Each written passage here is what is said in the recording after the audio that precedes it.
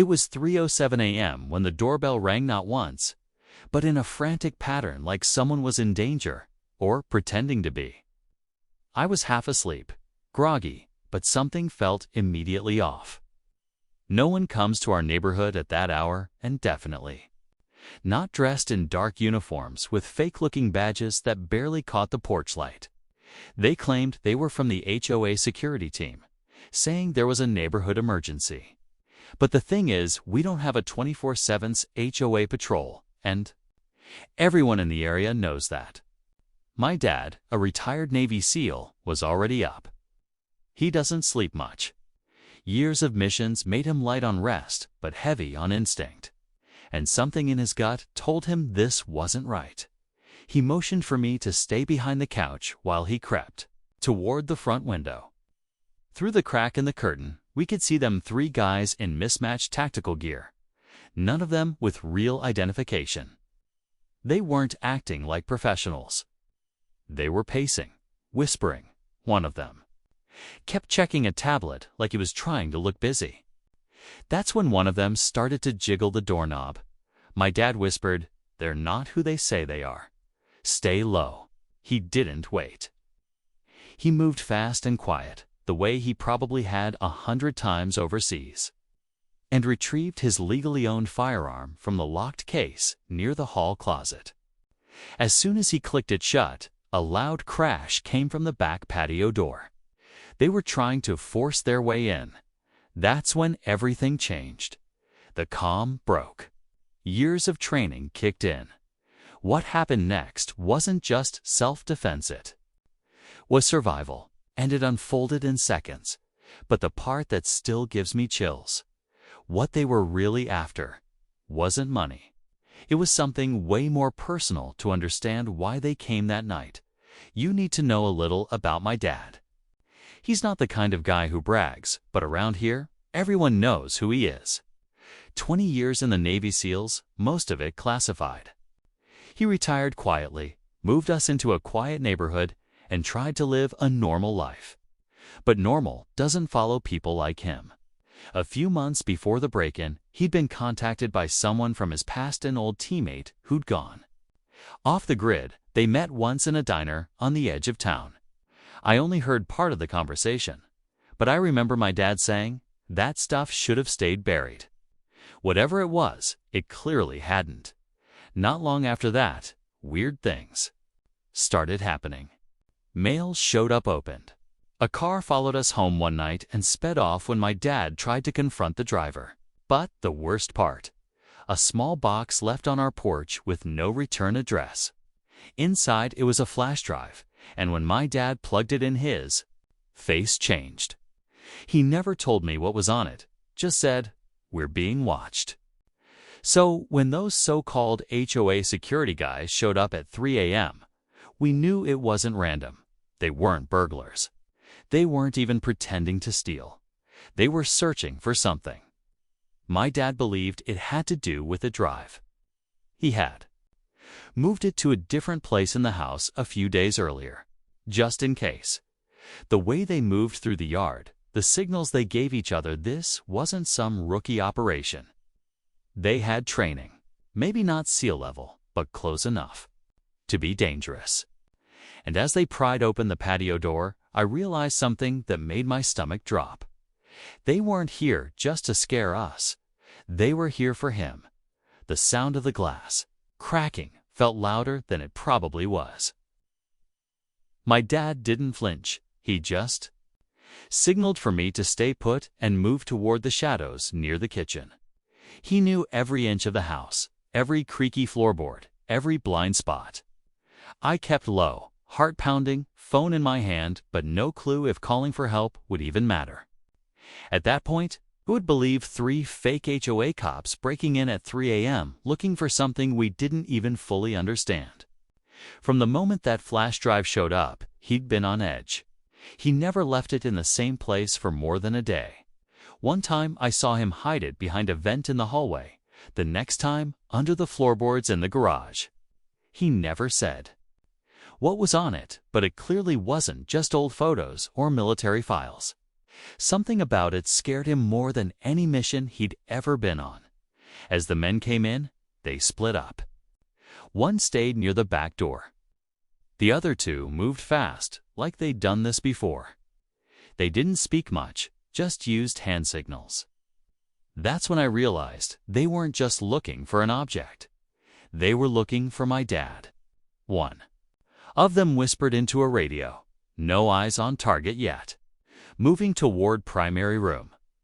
But the conflict wasn't just physical. It went deeper. My dad hadn't talked to his old team in years, but whatever resurfaced from their past had clearly made him a target. And not just him, too. Now, I remembered a quiet moment a week before when he sat on the porch staring into the distance. He muttered something like, "I should have burned that hole up to the ground when I had the chance." Now it was catching up to us. And judging by the way they moved, quick, silent, coordinated, this wasn't a robbery gone wrong. It was a mission. But whose? And why now? Every second stretched longer than it should have.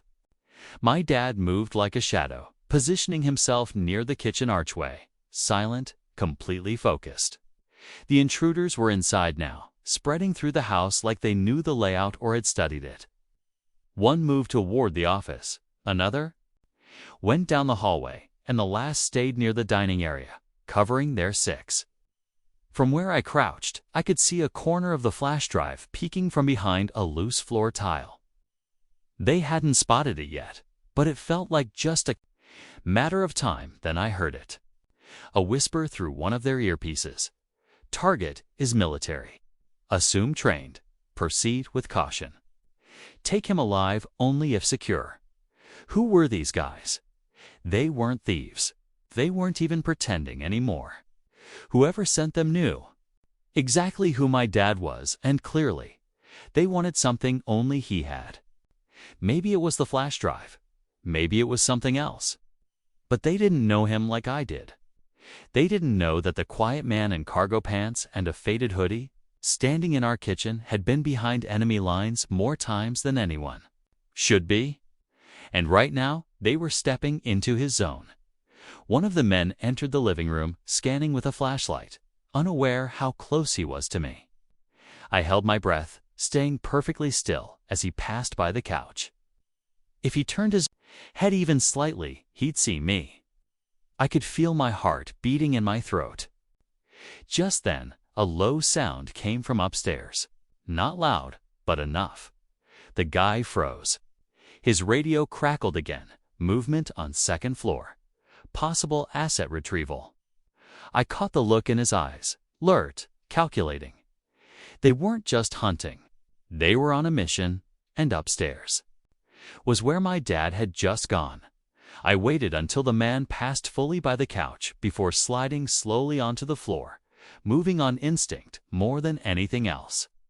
My dad had always taught me, stay low, stay silent, don't freeze, about nothing. He ever said prepared me for this next part. Because just as the guy disappeared around the corner, something clicked inside me. I remembered the backup camera system Dad had installed in the attic, silent motion sensors that didn't feed into the internet.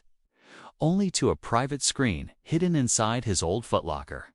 The same footlocker he always kept locked except for the day before, when I saw him open it and swap out a USB drive with one that had a red sticker on it. That red sticker wasn't on the drive behind the floor tile. I realized then the decoy was downstairs. The real one had to be with him upstairs, which meant the guy who radioed in about asset retrieval wasn't after my dad. He was after the real drive.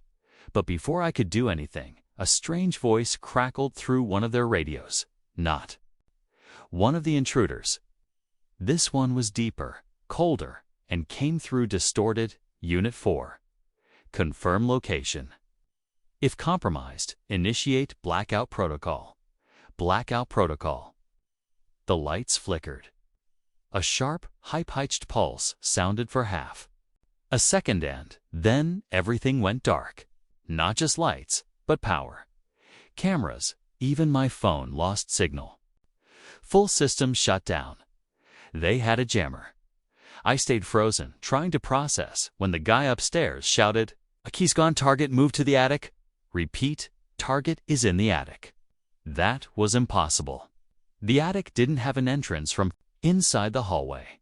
Only someone who knew the hidden pull string in the closet ceiling could get in, and Dad hadn't used it in years, unless he was setting them up, or worse, someone else was already in there.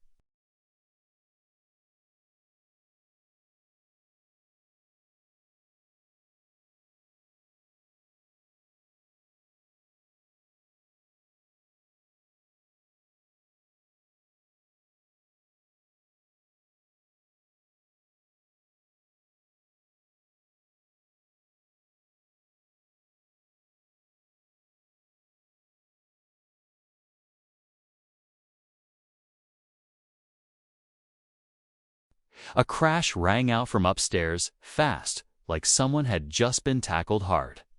Then came the sound of fists slamming against drywall, a grunt, a scuffle. My heart nearly stopped. I stayed crouched behind the couch, barely breathing, listening, as chaos erupted above me. Then a second voice shouted, "He's got the real drive." Repeat, "He's got it." Suddenly, footsteps thundered down the stairs. One of the intruders, limping, blood on his shoulder, eyes wide in panic. "Abort!" He set us up. He yelled into his cums, but it was too late. My dad came down right behind him, calm but intense, holding the intruder's weapon with one hand and something small clutched in the other. The real flash drive. The guy near the dining room spun around and raised his rifle, but he was a second too slow. My dad ducked low, used the stair railing for cover, and fired a single warning shot into the floor. The sound was deafening in the small space, and the flash stunned them all just long enough. He shouted, "Drop it. You're done." For a moment, everything froze. One by one, the remaining men lowered their weapons and backed away. But then, from behind us, a soft voice came from the hallway, one I didn't recognize. "You always were 2 steps ahead, Mason." A fourth man stepped forward, older, clean-cut, dressed in a dark jacket, holding no weapon but his presence. Was more chilling than any gun. My dad stiffened. "You," he said flatly. The man smiled. "You thought that drive was about you. Mason, we weren't here for your files. We were here to make sure they never got into the wrong hands. You just complicated things." He looked at me when he said that. Then, without another word, he dropped a card on the table and walked out the back door, disappearing into the dark note. Resistance, no fear. On the card was a logo I didn't recognize, but the name printed underneath. The same as the diner where Dad met that old teammate months ago. The house felt different after they left, quiet, but not peaceful. My dad checked every door, every window, cleared each room like muscle memory.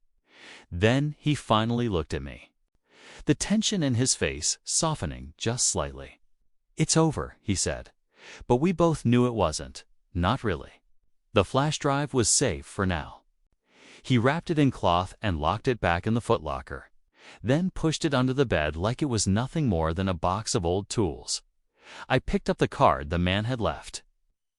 The name of the diner was printed in bold at the top, but underneath was a string of letters and numbers that didn't make sense at first. My dad stared at it for a long time, then slipped it into his pocket.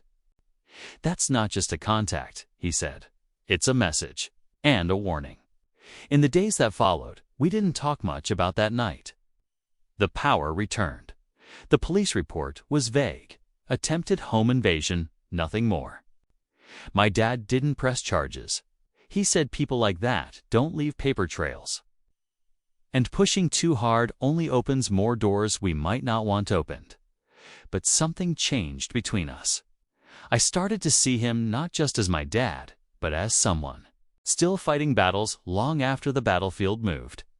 And for the first time, I understood the weight he carried, why he always kept one eye on the door. Why his past was never fully in the past. we're still here. The house is still standing. And the